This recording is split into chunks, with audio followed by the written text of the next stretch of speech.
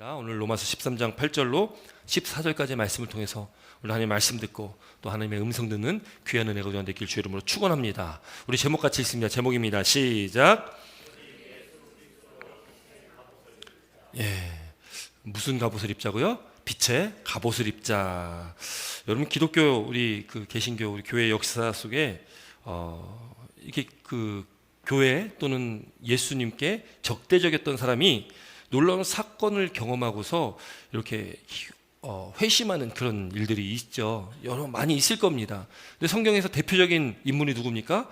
그렇게 교회를 핍박하다가 회심한 그 대표적인 사람이 누구예요? 사도 바울이죠. 사도 바울이 그렇게 예수님 핍박했죠. 예수 믿는 자들 핍박했습니다.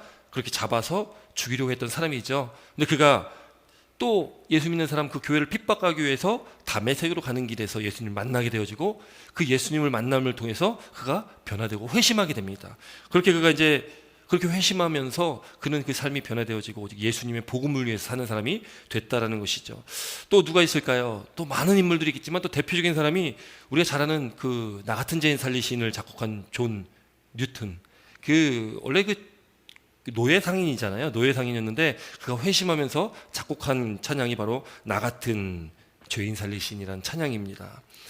여러분 또 이 사도 바울과 또 존 뉴턴 같은 분들도 계시고 또 오늘 또 함께 좀 나누고 싶은 사람은 누구냐면은 우리가 잘 아는 어거스틴. 우리 성경 말씀 설교 때 그렇게 많이 인용되는 분 중에 한 분이 바로 이 성 어거스틴입니다. 아우구스티누스라는 이름도 우리가 좀 알고 있을 텐데 이 성 어거스틴이라는 사람은 교회 역사 속에 가장 영향력 있는 사람을 뽑으라고 하면 아마 이 성 어거스틴을 뽑게 될 것입니다. 그래서 기독교 역사 속에 정말 이 성 어거스틴은 5세기에 한번 나올까 말까 한 분이다라고 평가를 하는 분이에요. 또 이분은 하버드대 철학과 교수 중에 어떤 분이 이렇게 이야기를 했습니다. 현대의 모든 철학은 플라톤이 주석이고 현대의 모든 신학은 어거스틴이 주석이다. 그러니까 이 어거스틴이라는 분은 이 신학 가운데도 신학에도 굉장히 지대한 영향을 끼쳤던 분입니다. 어거스틴의 어머니 혹시 기억하십니까? 어거스틴의 어머니? 모니카라는 어머니죠. 굉장히 독실한 기독교인입니다. 굉장히 그렇게 독실한 기독교 신자였던 이 모니카 손에서 그 품 안에서 이렇게 신앙교육을 잘 받고 자랍니다. 다른 아이보다 굉장히 명석했다고 그래요. 굉장히 총명했다고 합니다. 그래가지고 일찍부터 어린 나이에 유학도 보내고요. 원래 이 어거스틴이 북아프리카에서 태어나게 됐는데 그렇게 명석하고 똑똑하니까 일찍부터 이 유학을 보내서 공부를 하게끔 했다라는 거죠. 근데 그렇게 공부를 하다 보니까 내가 이 진리를 좀 찾아야 되겠다. 이 진리는 어디 있습니까? 여러분 진리는 어디 있습니까? 진리는 오직 하나님의 말씀 예수님만이 진리인데 이 세상 학문에 빠지면은 진리를 어디서 찾냐면 세상에서 진리를 자꾸 찾으려고 하는 거죠. 어거스틴도 그렇게 현명하고 또 총명한 머리로 그 진리를 하나님 말씀 안에서 찾는 것이 아니라 세상에서 그 진리를 찾고자 이제 그 신앙을 저버리게 됩니다. 어머니 모니카가 그렇게 기도를 했는데 그 신앙을 저버리고 그가 세상 가운데서 세상 학문을 쫓아가게 됩니다. 그러면서 이 어거스틴은요, 그가 흑인 노예를 첩으로 취해가지고 결혼하기 전에 그 어린 나이에 아기도 낳기도 하고요. 그럼 굉장히 방탕한 삶을 살았습니다. 굉장히 부끄러운 인생을 살았습니다. 거의 그가 병적인 성욕 가운데 그가 정말로 심각한 타락의 길을 걸었다라는 것이죠. 아무리 그가 세상에서 어떤 진리를 찾고자 해도 그 진리를 찾을 수가 없었다라는 것입니다. 그 마음 가운데 평안함을 이 세상에서는 찾을 수가 없다라는 것이죠. 우리는 반드시 깨달아야 됩니다. 진리는 어디에 있냐? 진리는 바로 오직 하나님의 말씀 예수 그리스도께 있다는 것을 믿는 저와 여러분 되시길 주의 이름으로 축원합니다. 여러분 진리는 제가 설교 때 많이 인용했던 말씀이기도 한데 변하지 않는 것이 진리잖아요. 근데 세상에 있는 모든 것들은 다 변합니다. 언젠가는 다 변하게 되어 있다는 것이죠. 그러나 시간이 지나도 100년, 200년, 1000년, 만년이 지나도 변하지 않는 것은 오직 하나님의 말씀입니다. 하나님의 말씀이 그래서 진리라는 것이죠. 그렇게 이 어거스틴은 세상에서도 진리를 찾지 못했고 세상에서 마음의 평안도 찾지 못합니다. 그러다 보니까 그가 어디까지 갔냐면 그 당시 큰 이단이었던 마니교회도 빠집니다. 이 마니교는 어떤 종교냐면은 세상을 이 빛과 어둠으로 이렇게 이분법적으로 나누는 그런 종교거든요. 그래서 육체와 영이 싸우는 전쟁터다. 그걸 그렇게 표현하는 이분법이 굉장히 심하고 그렇게 잘못된 길로 나아가게 만드는 잘못된 진리를 설파하는 곳이 바로 이 마니교였거든요. 그런데 이제 이 어거스틴이 가다 마니교까지 접하게 되는 것입니다. 근데 그가 나중에 한 주교를 만납니다. 암브로시우스라는 그 주교를 만나고 그가 이제 조금 변화가 되게 됩니다. 왜냐하면 이 어거스틴 생각에는 이 교회가, 이 기독교가, 개신교가 참 답답해 보였거든요. 참 미련해 보였습니다. 괜히 교회 가면은 괜히 시끄럽기만 하고 참 무식한 사람들만 모여 있는 것 같은 그런 집단이 교회라고 생각했기 때문에 교회를 이렇게 인정을 하지 않았습니다. 그런데 그가 이 암브로시우스라는 주교를 만나고서 이분이 굉장히 지혜로운 분이었거든요. 굉장히 지적으로도 굉장히 깊은 소양을 가지고 있었던 분입니다. 이분하고 교제하면서 모든 기독교인들이 다 무식한 사람은 아니구나라고 느끼게 되는 거예요. 그리고 그가 그렇게 그걸 좀 깨닫고서 이후에 그가 이제 이 밀라노라는 곳에 어떤 그 정원을 이렇게 걷다가 그곳에 이렇게 앉아 있는데 라틴어로 이런 소리를 듣게 됩니다. 지벌거라 지벌거라. 이 라틴어로 톨레레게 그런 말인데 지벌거라. 근데 그가 손에 뭐가 있었냐면은 성경책이 있었습니다. 그래서 그 아이들의 어떤 그 이야기를 듣고 그 노래를 듣고 그가 가지고 있었던 성경책을 딱 폈다라는 거죠. 그 성경책을 딱 폈는데 그 성경책이 어디였냐면 바로 사도 바울이 쓴 로마서였고 또 그 구절이 어디였냐면 바로 오늘 본문이 있는 로마서 13장 13절 14절 말씀이 이 성 어거스틴이 잡아서 딱 핀 장이 바로 그 말씀이었다라는 거예요. 한번 같이 읽겠습니다. 로마서 13장 13절 14절 같이 읽습니다. 시작.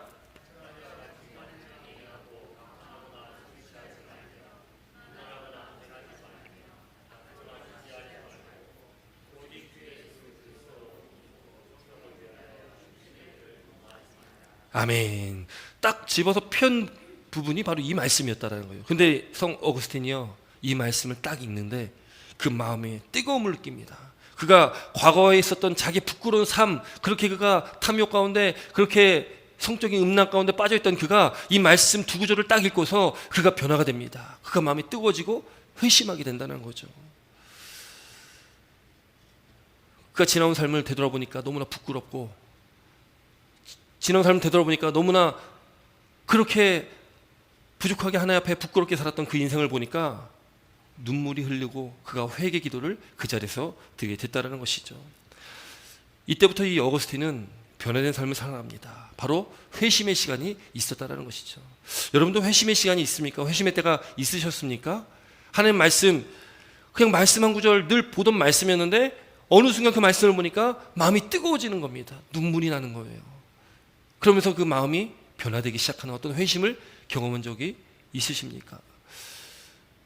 여러분, 우리는 이 말씀을 통해서 말씀을 읽으면은 그 말씀 가운데 우리 이런 뜨거운 그 마음의 그 은혜를 우리가 늘 받으며 살아가야 된다는 거죠. 물론 말씀이 다 머릿속에 들어오지도 않고 읽어도 무슨 뜻인지 모를 때도 참 많습니다. 그런데 어느 순간 그 말씀이 믿어지면서 그 말씀이 우리 가슴 가운데 뜨겁게 만드는 그런 일들이 있게 되어진다는 거죠. 그때 그 말씀을 붙들 때 우리는 변화될 수가 있다는 것입니다. 그것이 말씀의 능력이라는 거예요. 이 성 어거스틴도 이 말씀 두 구절에 그 인생이 변화가 됩니다. 그가 이제는 잘못된 길을 뒤로 하고 그렇게 세상에서 진리를 구하며 세상에서 마음을 평안을 얻으려고 했던 그가 회심하면서 이제 하나님 앞에서 하나님 말씀 가운데 하나님의 말씀 그 진리를 붙들고 하나님 안에서 그가 평안함을 얻게 됩니다. 그리고 지난 시간 그가 그렇게 방탕하며 타락했던 그 인생을 돌이켜 하나님 앞에 귀하게 쓰임받는, 그래서 나중에 성 어거스틴이 되게 되었다는 것이죠. 여러분, 오늘도 우리가 이 말씀을 볼 때에 오늘 주신 이 8절부터 14절까지 말씀을 통해서 우리 가운데 그런 마음의 뜨거움이 있길 주의 이름으로 축원합니다. 우리 마음 가운데 변화가 있길 주의 이름으로 축원합니다. 우리가 심령을 돌이키는 은혜가 있길 주의 이름으로 축원합니다. 그것이 말씀의 능력입니다. 왜요? 이 말씀은 살아있는 말씀이기 때문에 그렇습니다. 이 말씀이 살아있는 말씀이고 이 말씀은 성 어거스틴을 변화시켰듯이 사도 바울도 그렇게 변화시켰듯이 이 말씀은 능력이 있다는 것이죠. 우리가 늘 말씀을 대할 때에, 말씀을 볼 때에 이 말씀은 나를 변화시킬 수 있는 그런 말씀이라는 것을 우리가 깨닫고 날마다 말씀 가운데 그 은혜를 구하시는 저와 여러분 되시기를 주의 이름으로 축원합니다.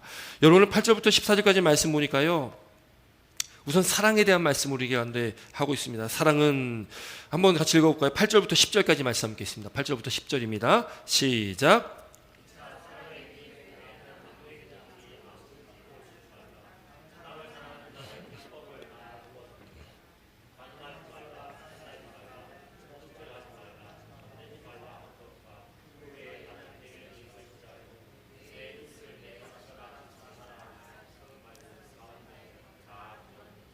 사랑은 이웃에게 악을 행하지 아니하나니 그러므로 사랑은 율법의 완성이니라. 아멘. 여러분, 이 말씀도 우리가 참 많이 들어왔던 말씀이고요. 이 사랑이라는, 올해 2022년도를 시작하면서 1월 달부터 사실 사랑에 대해서 요한 1서의 말씀을 통해서 우리가 끊임없이 많이 올해 이렇게 사랑에 대한 말씀을 우리가 나눴습니다. 이 사랑이라는 것은 정말 우리가 십자가와 구원, 또 죄, 이런 단어들뿐만 아니라 사랑도 너무나 중요하지요. 사랑을 우리가 잃으면 안 된다는 것입니다. 그런데 이 마태복음 24장에 보면 말세는 어떻게 되냐? 말세는 사랑이 식어져 간다라고 말씀하고 있습니다. 사랑이 식어져 간다. 근데 오늘 본문 말씀 보니까 사랑의 빛 외에는 아무에게도 아무 빛을 지지 말라. 남을 사랑한 자는 율법을 다 이루었다. 남을 사랑한 자는 율법을 다 이루었다라는 겁니다. 그래서 사랑은 뭐냐? 사랑은 율법의 완성이다라고 말씀하고 있다라는 거죠. 여러분, 우리가 잘 아는 10계명, 1계명부터 4계명까지는 하나님과 관련된 계명이고요. 5계명부터 10계명까지는 사람과 관련된 계명이거든요. 근데 그걸 딱 요약하면 하나님 사랑과 이웃 사랑입니다. 오늘 그래서 이 9절 말씀에 간음하지 말라, 살인하지 말라, 도둑질하지 말라, 탐내지 말라, 이게 10계명, 5계명부터 10계명까지 있는 말씀이거든요. 이게 10계명, 5계명부터 10계명까지 있는 이 말씀, 이 말씀은 어디에 있냐? 어디 안에 포함되냐? 내 이웃을 내 자신과 같이 사랑하라 하신 말씀, 이 말씀 안에 다 포함이 되어 있다는 겁니다. 그러니까 이 말씀이 바로 이웃 사랑이라는 거예요. 그러니까 우리 가운데 사랑이 있어야 되는데, 첫 번째로는 하나님 사랑이고요, 두 번째는 이웃 사랑이라는 것을 믿으시기 바랍니다. 그래서 우리가 많이 말씀 나눴던 것처럼 한 율법학자가, 율법교사가 예수님께 시험하듯이 묻잖아요. 선생님, 율법 중에 가장 큰 계명이 무엇입니까? 그때 예수님께서 말씀하신 것이 마음을 다하고 목숨을 다하고 뜻을 다하여 주 너의 하나님을 사랑하라 한 것이 첫째 되는 계명이고, 둘째는 이와 같으니 내 이웃을 내 몸처럼 사랑하라. 그게 두 번째 계명입니다. 그래서 이 두 계명, 하나님 사랑과 이웃 사랑, 그 계명을 다 합쳐서 한 단어로 이거를 압축시키면 바로 사랑이 남는 겁니다. 사랑. 그래서 그 사랑을 이루신 분이 누굽니까? 그 사랑을 나타내신 분이 바로 예수 그리스도라는 것이죠. 예수님께서 우리를 위하여 십자가에 죽으신 겁니다. 하나님께서 우리를 사랑하시기 때문에 독생자 예수님을 우리에게 보내주셨고, 그 예수님께서 저와 여러분 대신해서 십자가에 달려 죽으셨다라는 것이죠. 그 예수님의 사랑이 결정체입니다. 결정체. 그렇게 예수님께서 말씀하시는 거예요. 예수님께 그렇게 내가 너희를 사랑한 것처럼 너희도 서로 사랑해라. 사랑해라. 근데 참 어려운 것이 사랑이지 않습니까? 어떻게 보면 이 신앙생활 가운데 가장 어렵다는 것이 또 사랑입니다.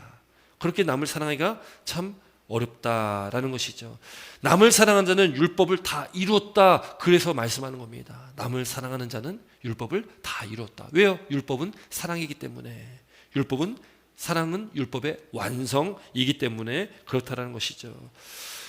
여러분, 그래서 우리는 사랑해야 됩니다. 내 이웃을 내 몸처럼, 나 자신처럼 우리는 사랑해야 된다는 것이죠. 근데 우리는 어떻습니까? 우리 인간은 본성이 타락해 있다 보니까 남을 사랑하기보다는 자기 자신을 사랑할 때가 참 많습니다.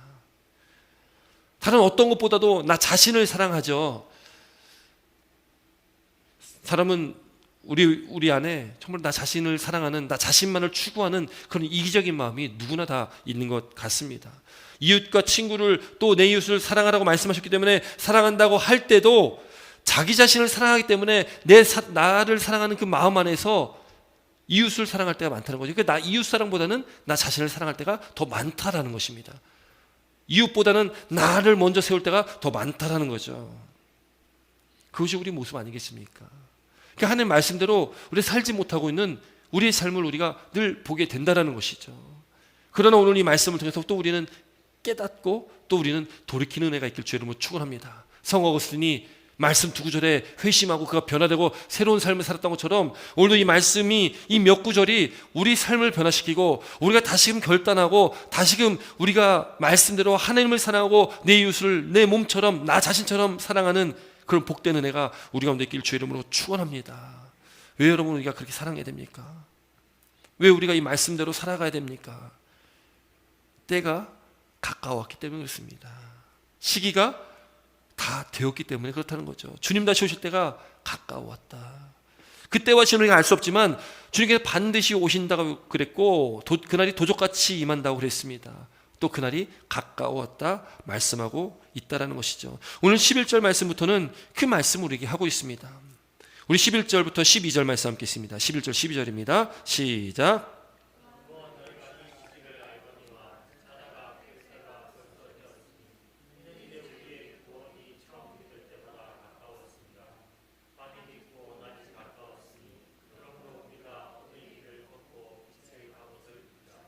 아멘. 여러분 여기 보면요, 너희 또한 너희가 이 시기를 알거니와, 이 시기란다, 이 시기라는 말이 나오죠. 그 때를 말하고 있습니다. 이 성경에, 신약 성경에 때라는 단어가 참 많이 나옵니다. 때. 근데 이 때는 우리가 헬라어로 이게 시간을 말하는 그 두 단어가 있죠. 크로노스와 카이로스가 있습니다. 이 크로노스라는 것은 우리가 일상적으로 보는 이 시간이죠. 지금 흘러가고 있는 시간을 말하는 것이 크로노스라면, 이 카이로스는 거기에 의미가 붙어 있습니다. 또 특별히 어떤 메시지가 있고 뜻이 있고 그 시간 안에 뭔가 나타내는 것이 있는 것을 우리는 카이로스라고 합니다. 그래서 우리는 하나님의 때라고 할 때 그 때를 카이로스라고 이야기를 하는 거죠. 오늘 이 시기는 바로 카이로스를 말합니다. 정해진 시간이 아닙니다.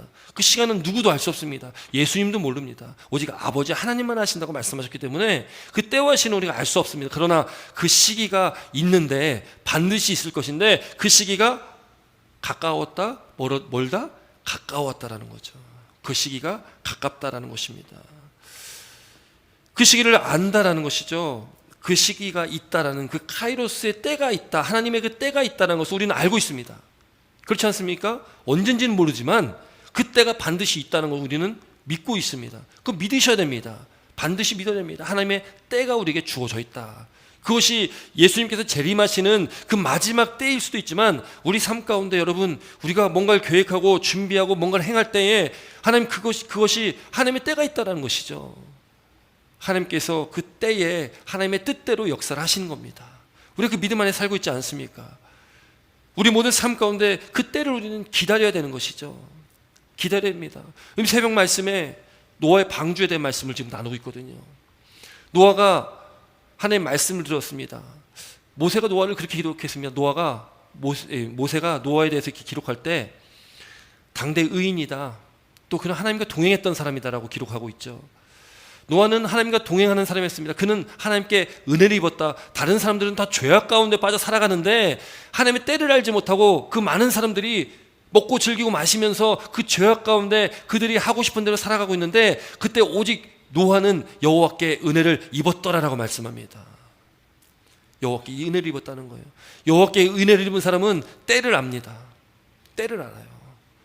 언젠지는 모르죠. 왜요? 그건 하나님만 아시기 때문에. 그렇지만 반드시 그 때가 있다는 것은 압니다. 누가요? 은혜를 입은 사람. 하나님께 은혜를 입은 사람은. 여러분들은 은혜를 입은 사람입니까? 아니면 은혜를 입지 않으셨습니까? 은혜를 입으신 분, 저희 모든 성도님이 하나님의 은혜를 입었다면 우리는 반드시 믿어야 되는 것이 하나님의 때가 있다. 그 하나님의 때를 우리는 기다려야 되는 거죠. 말씀대로 노아가 방주를 만듭니다. 방주를 어느 정도의 기간을 통해서 만들었는지 모르겠습니다. 그런데 100년, 120년 이렇게 얘기하지 않습니까? 굉장히 긴 시간 동안 방주를 만듭니다. 무엇을 바라보고 만듭니까? 하나님께서 말씀하시기를 홍수가 있을 건데 언제 홍수가 있을지 몰라요. 때를 모릅니다. 근데 그 때가 반드시 있다는 건 믿는 거예요. 왜? 하나님께서 말씀하셨기 때문에 그 방주를 만듭니다. 100년, 150년, 120년 그 긴 기간 동안 만들 때 사람들은 어떻게 하겠습니까? 손가락질 하겠죠. 아니, 저 미친 사람 보기에 비도 안 오는데 이렇게 맑은 날인데 아니 왜 저렇게 저 방주를 만들고 있을까? 이해할 수 없죠. 미련해 보이죠. 왜요? 그들은 때를 알지 못하기 때문에 그렇습니다.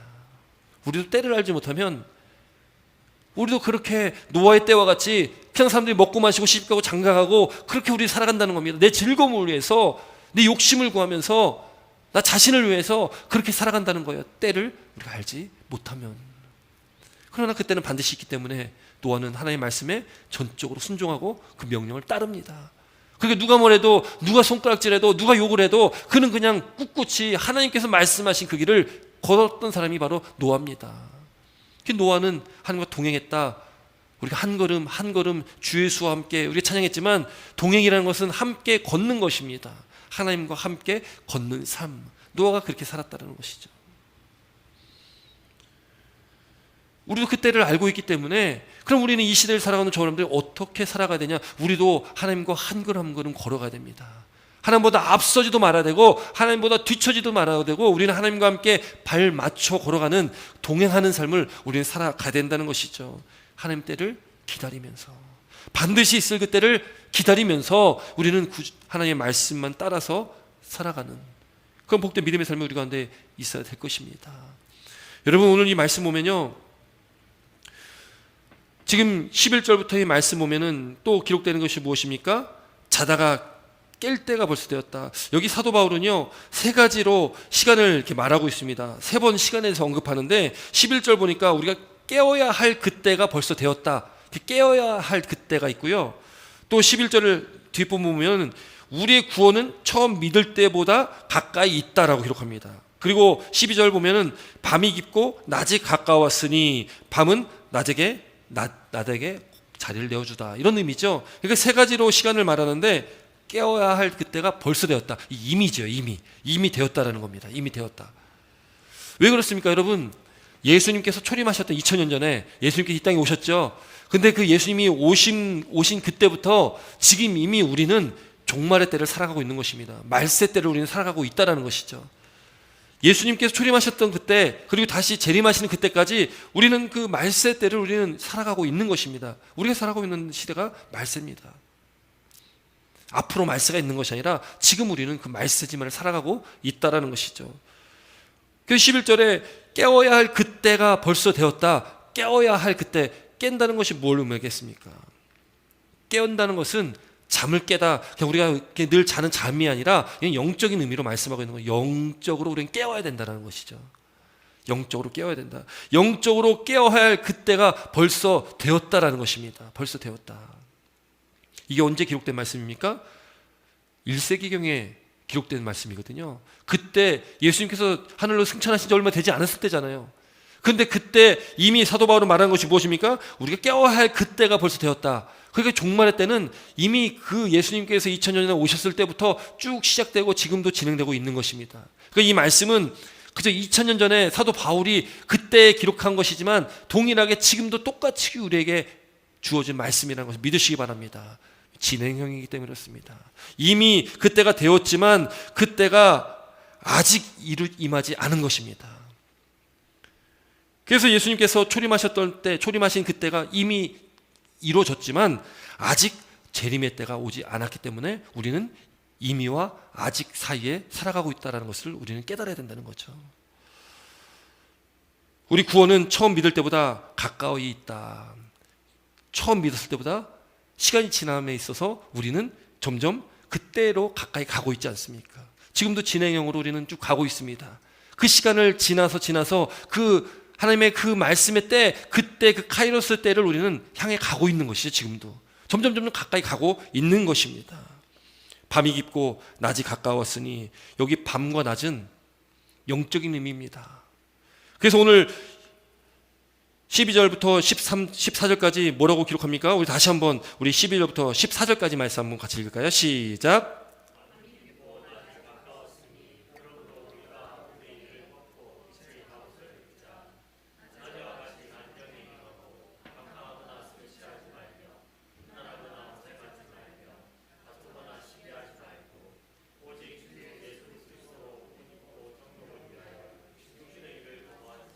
아멘. 여러분, 12절부터 14절까지 굉장히 중요한 말씀이고요. 이 말씀이 또 성 어거스틴을 회심하게 한 말씀이라고 말씀 나눴습니다. 여기 12절부터 14절까지 말씀 보면 계속 대비시키는 단어들이 있죠. 12절 보니까 밤과 낮이 대비됩니다. 또 12절 보니까 어둠의 일을 벗고, 이 어둠의 일이라고 있지 않습니까? 어둠의 일과 또 이 14절에 보면은 정욕을 위하여 육신의 일을 도모하지 말라. 여기 육신의 일이나 어둠의 일이나 같은 걸 말하고 있습니다. 같은 걸 의미하고 있다는 거죠. 어둠의 일과 육신의 일, 이 밤 같은 의미입니다. 그러니까 영적으로 이거는 악한 것을 말하는 것이고요, 이 시대를 말하고 있는 것이죠. 악함을 얘기하는 거예요. 그러니까 밤에 잠을 잤는데 잔다라는 의미가 바로 이 어둠 가운데 빠져있는 어둠의 일과 육신의 일을 도모하며 살아가는 것을 우리는 영적으로 잔다라고 의미를 하는 거죠. 근데 무엇이 가까웠다고 말합니까? 12절 말씀에 밤이 깊고 낮이 가까웠다. 이 낮은 무엇입니까? 낮은 주님 재림하신 그때가 바로 이때 낮이고, 우리가 기다리는 그때가 바로 낮이라는 것이죠. 이 세상 가운데 속해서 우리의 어둠의 일, 육신의 일을 도모하는 것이 아니라 우리는 낮에 행하는 겁니다. 그래서 우리는 빛 가운데로 행해야 되는 것이고, 그래서 우리가 늘 고백하지 않습니까? 빛의 자녀들처럼 행하라.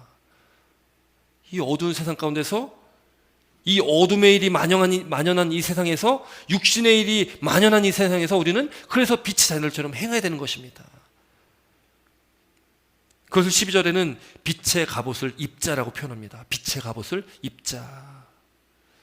13절에는 이렇게 기록합니다. 13절에는 낮에와 같이 단정히 행하고 낮에는 단정히 행하는 거예요. 낮은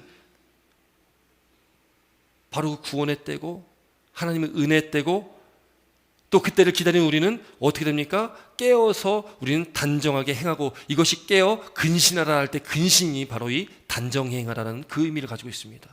우리는 깨어서 근신하는 것입니다. 깨어서 우리는 단정하게 우리 하나님의 말씀 가운데 살아가야 되는 것이죠. 그럼 어둠의 일, 육신의 일은 무엇입니까? 13절 말씀 다시 한번 읽어볼게요. 13절 말씀 다시 읽습니다. 13절 같이 읽습니다. 시작. 낮에와 같이 단정히 행하고 방탕하거나 술 취하지 말며 음란하거나 호색하지 말며 다투거나 시기하지 말고. 아멘. 여기 보면요, 그럼 밤은 뭘 의미하고 어둠의 일은 무엇이냐, 육신의 일은 무엇이냐, 여기 기록하고 있지 않습니까? 방탕한 것, 술 취하는 것, 음란하거나 호색하는 것, 다투거나 시기하는 것. 또 14절에는 정욕을 위하는 육신의 일, 하나님의 말씀의 길이 아니라 이 세상을 쫓아가는, 세상의 가치를 쫓아가는 그 길이 바로 어둠의 일이고, 그 길이 바로 육신의 일을 도모하는 것이다라고 말씀하고 있다는 것이죠. 그럼 우리는 어떻게 됩니까? 우리 빛의 자녀는 어떻게 해야 됩니까? 빛의 갑옷을 입어야 되는 것입니다. 빛의 갑옷을 입고, 그 빛의 갑옷을 14절에는 뭐라고 표현합니까? 14절 다시 한번 읽어볼까요? 14절 함께 있습니다. 시작.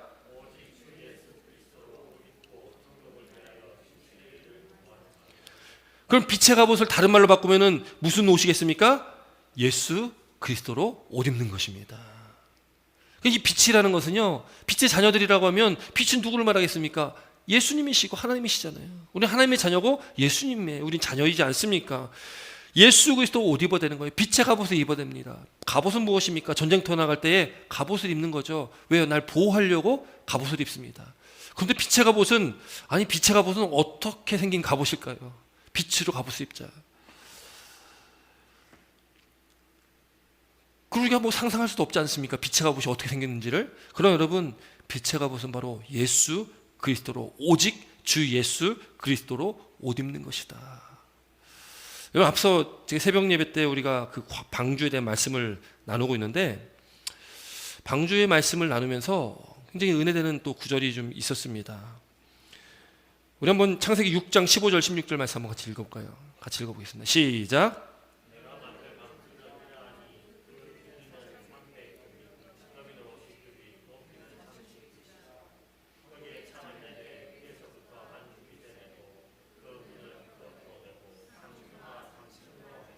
아멘. 지금 이거는 방주를 이렇게 만들어라라고 쭉 말씀하면서 지금 그 크기가 얼마나인지, 여기 규빗이라는 단어가 나오는데요. 규빗은 1규빗이 보통 여기 손끝에서 이 팔꿈치까지 그냥 한 50cm 정도 되는 것이 규빗이거든요. 그러니까 이 300규빗이라고 하면 어느 정도지가 잘 감흥이 안 오잖아요.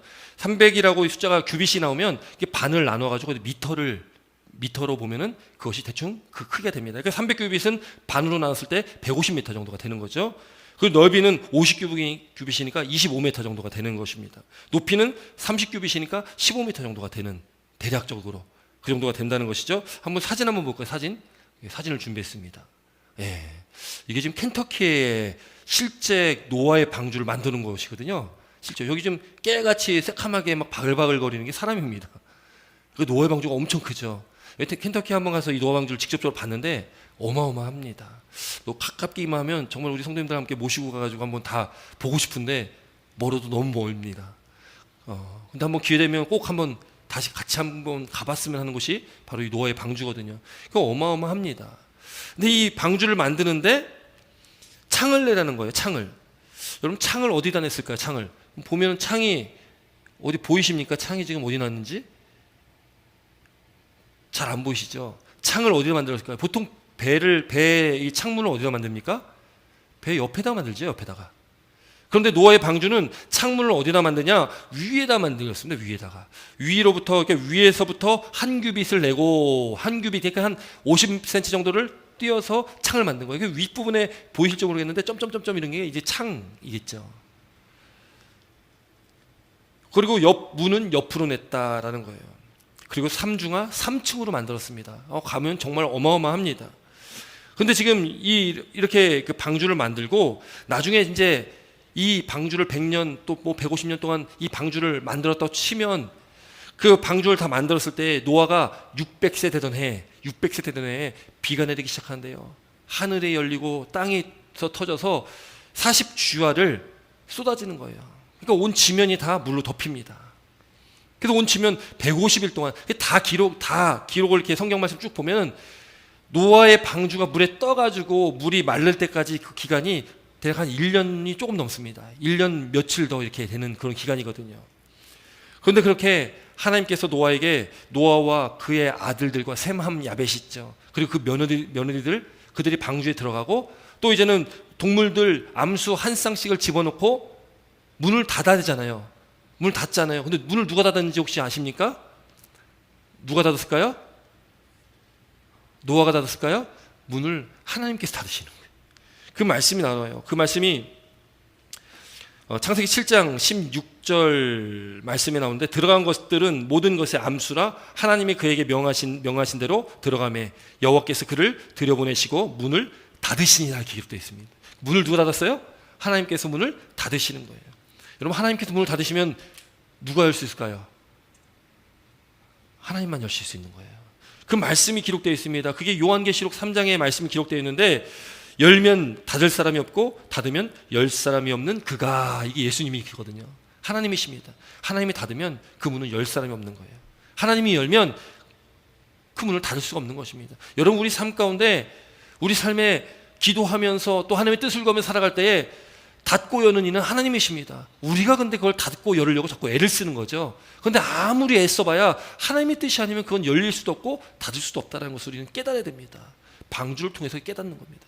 방주는 예수 그리스도의 모형이기도 합니다. 왜요? 이 방주에 들어가면 사는 거거든요. 이 방주에 들어가면 구원함을 얻는 거거든요. 그래서 이것이 예수 그리스도를 상징하는 것이 방주입니다. 그래서 이 구원의 방주라고 이야기하잖아요. 방주에 들어가면 살기 때문에 그렇습니다. 근데 창을 위에다 냈거든요.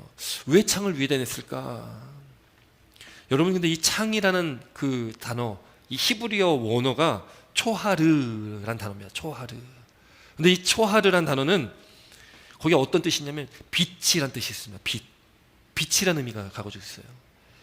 여러분 창을 왜 위에다 뒀을까? 옆에다가 배 보니까 옆에도 창문이 다 있는데 왜 옆에다 안 두고 위에만 뒀을까? 위에만 있다는 것은 뭘 의미하겠습니까? 그 어두운 옆이 다 막혀 있으니까 이 방주가 얼마나 어둡겠습니까? 1층, 2층, 3층으로 됐는데 그럼 이 밑에 1층이나 뭐 2층은 얼마나 어둡겠습니까? 그리고 물이 새면 안 되니까 역청으로 다 발랐기 때문에 방주 안에는 굉장히 어두울 수가 없습니다. 그럼 빛은 어디로 들어옵니까? 빛은 위로 들어오겠죠. 빛이 위로 들어옵니다.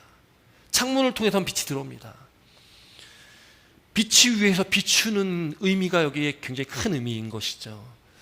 여러분 이 빛은 초하르 이 단어는 바로 하나님의 은혜를 말씀하는 것이죠. 위에서 빛이 비춰오는 겁니다. 노아가 바라봐야 되는 것은 옆에도 아니고 뒤도 아니고 앞도 아니고 오직 어디만 바라봐야 됩니까? 위에만 바라보는 거예요. 방주는 그렇게 만들어졌습니다. 위에만 보게끔 돼 있습니다. 옆에를 볼 수 없었습니다. 여러분 만약에 옆에 창문이 있어가지고 옆에를 볼 수 있다면 어떨까요? 그 당시에 있었던 많은 사람들이 난리가 났겠죠. 물이 막 차오르고 사람들 그때 당시에 있었던 사람들이 다 물에 빠져 죽는 거 아니겠습니까? 그런 광경을 창문이 있어서 그걸 보고 있었다면 여러분 그게 온전했겠습니까? 노아가 볼 거는 주변을 볼 필요가 없었습니다. 어떤 상황을 볼 필요가 없었습니다. 노아는 오직 위만 바라보는 것입니다. 오직 빛 대신 하나님만 바라보는 겁니다. 여러분 빛의 갑옷을 입는다는 것이 무엇입니까? 예수 그리스도로 옷 입는 것이 무엇입니까? 하늘을 바라보는 것입니다. 빛 대신 하나님은 빛이시다. 요한일서에 기록하고 있거든요. 하나님은 빛의 근원이십니다. 하나님은 빛으로 우리 가운데 임하셨습니다. 그래서 우리는 빛의 자녀이지 않습니까? 그 빛이 다른 옆에서 뒤에서 비치는 게 아니라 위에서 비치는 빛입니다. 위에서 우리에게 비춰주는 겁니다. 이게 하나님의 은혜입니다. 은혜는 위에서 아래로 임하는 것이거든요. 우리가 하나님께로 받는 것이 은혜거든요. 우리 가운데 비춰지는 것이 그것이 하나님의 은혜거든요. 그 하나님의 은혜를 입고 살아가는 사람이 빛의 갑옷을 입은 사람입니다. 그 은혜를 받고 살아가는 사람이 오직 주 예수의 옷을 입은 사람입니다. 형태가 없는 옷인데 그러나 그렇게 하나님 안에 살아가는 사람, 오직 하나님만을 바라보는 그 사람이 바로 빛 가운데 행하는 사람이고 그것이 바로 빛의 자녀의 삶이라는 것을 믿으시기 바랍니다. 좌우, 주위, 환경, 상황을 볼 필요가 없다라는 것이죠. 오직 하나님만 보면 됩니다. 이 시대가 우리가 잠에서 자다가 깰 때가 다가왔다는 거죠. 주님 다시 땅에 재림하실 때가 다가오는 이때를 살아가는 우리가 바라봐야 할 곳, 바라봐야 할 분, 오직 하나님 한 분이시라는 것을 믿으시기 바랍니다. 세상을 바라보는 것이 아니라 세상의 어떤 여러 가지 소리를 듣고 그 소리에 우리가 좌지우지 되는 것이 아니라 오직 어디는 하나님 한 분만을 바라보시고 빛의 갑옷을 입고 오직 주 예수 그리스도로 옷 입으셔서 이 시대를 우리가 빛의 자녀로서의 합당한 삶을 살아가는 저와 우리 사랑하는 성도 여러분 되시기를 주 이름으로 축원합니다. 그럴 때 하나님께서 우리 가운데 역사하시고 우리 삶을 책임져 주시고 우리 삶을 열어주시고 우리 삶을 인도하시는 우리 삶 가운데 하나님의 그 은혜를 우리가 늘 입고 살아가게 됨을 믿고 날마다 빛의 자녀로서의 합당한 삶, 하나님의 영광이 되어지고 하나님께 영광을 올려드리며 또 하나님의 기쁨이 되어지는 복된 믿음의 삶으로 살아가는 저와 여러분 되시기를 주 이름으로 축원합니다. 기도드리겠습니다.